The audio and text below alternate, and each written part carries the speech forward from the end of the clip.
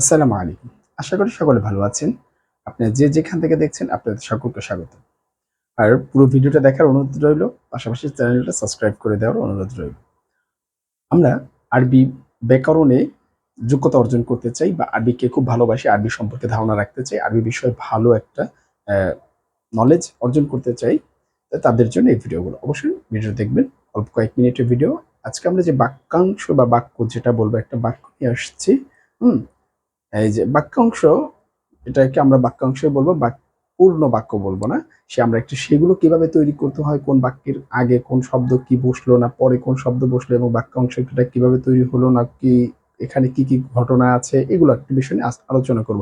ছোট ছোট ক্ষুদ্র ক্ষুদ্র বিষয় নিয়ে, একেবারে বেসিক লেভেলের, এর থেকে আর বেসিক হবে না, এটাই সর্বনিম্ন পর্যায়ের বেসিক। হ্যাঁ, তা আমরা সেখান থেকে আলোচনা করবো। হ্যাঁ, তাহলে এখন আসি, আমরা এখানে দেখি আমরা কি বিষয়ে আলোচনা করতে যাচ্ছি। আজকে বলতে যাচ্ছি মাতুফে আলাই এবং আতফে বয়ান। আচ্ছা, মাতুফে আলাই আমরা যদি বলি তাহলে আমরা হরফে আতফ নামক একটা কনজাংশন আছে, আমরা আরবি কনজাংশন, এটা বেসিক্যালি কনজাংশনই বলবো আমরা। হরফে আতফ যেগুলো আছে ইংলিশের মতো এন্ড অর বাট, এগুলো যে কনজাংশন, আগে পূর্ববর্তী বাক্যকে পরবর্তী বাক্যের সাথে অথবা পূর্ববর্তী শব্দকে পরবর্তী শব্দের সাথে একটা লিঙ্ক লিঙ্ক তৈরি করে দেয়। ঠিক এখানে হরফে আতফের কাজটাও সেম দ্যাট প্রসেস।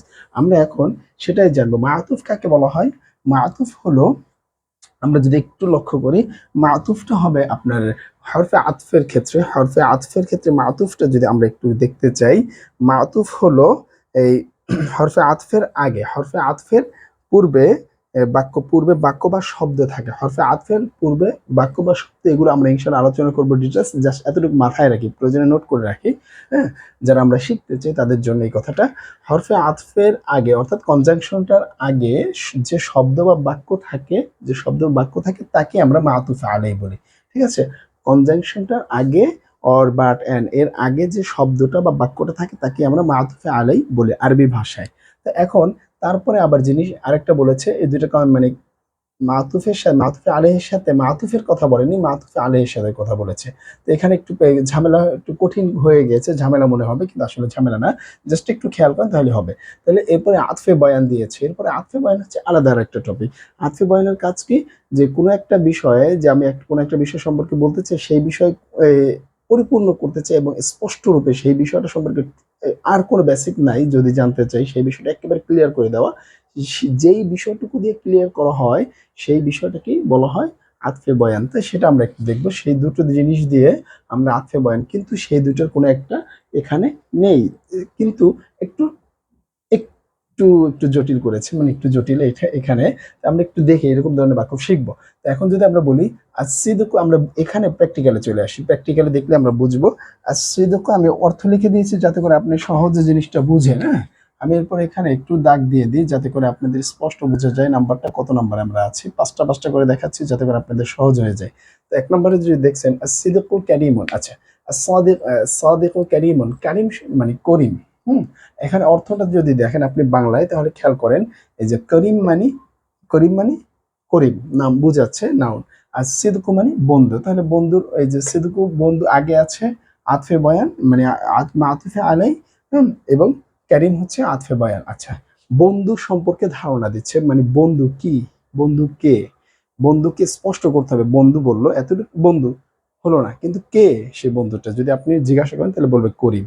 তো এই যে এই বন্ধু, বন্ধু শব্দটা সম্পর্কে যে একটা স্পষ্টতা দূর, মানে স্পষ্টতা দিতেছে, অস্পষ্টতা দূর করছে, যে এই অস্পষ্টতা দূর করছে বন্ধু শব্দ সম্পর্কে, তাকেই বলবো আতফে বয়ান। তাহলে এই যে আতফে বয়ান, এই যে এটা হচ্ছে তাহলে মাতুফে আলাই। আর এই মাতুফে আলাই সম্পর্কে যে আরো স্পষ্ট করে দিচ্ছে কে, করিম, যে বন্ধু হচ্ছে করিম, বন্ধু করিম। আচ্ছা, ঠিক এরকম নিসবাতুল লাইল, লাইল মানে রাত্র, রাত্র সম্পর্কে যে একটা ধারণা দিছে।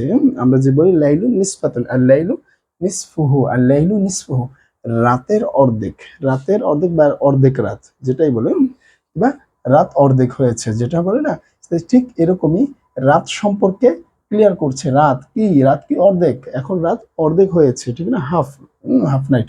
এরপর এরকম গেল এটা। ঠিক পরেরটাও এরকম, ইঞ্জিনিয়ার, ইঞ্জিনিয়ার কে, ইঞ্জিনিয়ার শব্দটা সম্পর্কে যে ধারণা স্পষ্ট করতেছে, সে কে, জায়েদ। ইঞ্জিনিয়ার কে হয়, জায়েদ হচ্ছে, ঠিক না। তাহলে এই ইঞ্জিনিয়ারটা তার যে কেউ হতে পারে, ইঞ্জিনিয়ার সম্পর্কে যে ধারণা ক্লিয়ার করছে সেই হচ্ছে আতফে বয়ান, তাহলে যা যে মানে যা এই যে জায়েদ সম্পর্কে যদি ধারণাই আপনি না দিতেন, সে তো মাতুফ, ঠিক না? রাত হচ্ছে মাতুফ, বন্ধু হচ্ছে মাতুফ, বন্ধুটা কি? এখন বন্ধু সম্পর্কে স্পষ্ট করতে হবে না, বন্ধু শব্দটাকে স্পষ্ট করতে হলে করিমকে বলতে হবে, যে কোনো একজন নাম বলতে হবে। বন্ধু শব্দটা স্পষ্ট করছে কে এসে? করিম। রাত সম্পর্কে, এই রাত সম্পর্কে যে একটা আরো একটু তথ্য স্পষ্ট করেছে, রাত ঠিক আছে বুঝলাম, রাত রাতে কি একটু আমার প্রশ্ন রেখে দেই, তাহলে প্রশ্ন রেখে দিলে আমরা কি পাবো? হ্যাঁ, রাতের অর্ধেক। তাহলে এখানে সেই বিষয়টা, রাত এখন অর্ধেক, এরকম বলি না, এরকম মাঝরাত এরকম বলে থাকি না, ঠিক। আবার ইঞ্জিনিয়ার যে শব্দটা, ইঞ্জিনিয়ার শব্দটা কে কাভার করবে? এটা সৌন্দর্য স্পষ্টতা করবে কে? জায়েদ করেছে। ইঞ্জিনিয়ার তো জায়েদ হতে পারে, মানুষ হয়েছে, ঠিক না? ঠিক এরকম প্রেসিডেন্ট, প্রেসিডেন্ট শব্দটা সম্পর্কে কে করছে? তাহলে মুহান্দিসুন জাইদুন, মুহান্দিসুন মানে ইঞ্জিনিয়ার, জাইদুন মানে কি? আপনার জায়েদ ব্যক্তি। মুহান্দিসুন হচ্ছে ইঞ্জিনিয়ার, এটা হচ্ছে মাতুফে আলাই। আর এই ইঞ্জিনিয়ার সম্পর্কে স্পষ্ট করতেছে কি? ইঞ্জিনিয়ার শব্দটাকে জায়েদ, এই ইঞ্জিনিয়ার শব্দটা জায়েদের সাথে আসলে এই এই বাক্যাংশটা সুন্দরভাবে আসে, ইঞ্জিনিয়ার জায়েদ। আচ্ছা, এরপরে আপনি রইসুল ইরশাদ, ইরশাদ মানে প্রেসিডেন্ট ইরশাদ। এই যে প্রেসিডেন্ট যদি বলেন, কে প্রেসিডেন্ট, কি প্রেসিডেন্ট? প্রেসিডেন্ট। এখন কে? ইরশাদ। এই যে প্রেসিডেন্ট সম্পর্কে একটা ধারণা দিয়েছে কে, এই যে কে দিয়ে বলছেন, তখন বলছে ইরশাদ, এই প্রেসিডেন্টকে স্পষ্ট করলো কে? ইরশাদ।